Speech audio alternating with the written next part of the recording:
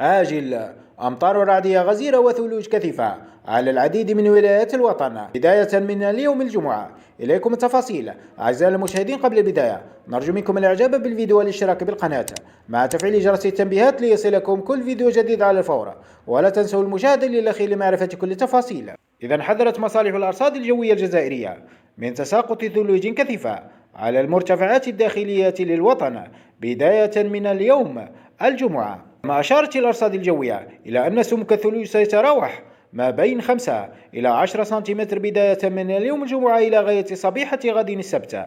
وفي نشرية خاصة لذات المصالح أعلنت من خلالها من تساقط ثلوج كثيفة على كل من تلمسان، سيدي بالعباس، سعيدة، معسكر، تيسمسيلة، تيارت، الجلفة، الأغواط، البيض.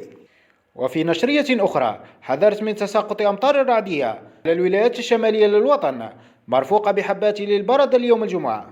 مع عن الولايات المعنية فقد ذكر تنبيه مصالح الأرصاد الجوية كل من الجزائر العاصمة، سوغاراس، تيبازا، بيجايا، المسيلة، أم البواقي، تبسة، قالمة، تيزي وزو، عنابة، جيجل، سكيكدا، خنشلة، عين الدفلة، المدية، الطارف، النعامة، بومرداس والبوليدة، عين تيموشنت، وهران، تلمسان، مستغانم، أشلف، سيدي بالعباس، معسكر، سعيدة، وتيارت، وتسمسيلة، وذلك إلى غاية يوم غد السبت. فاللهم غيثا نافعا يا رب على كل ولاية الوطن.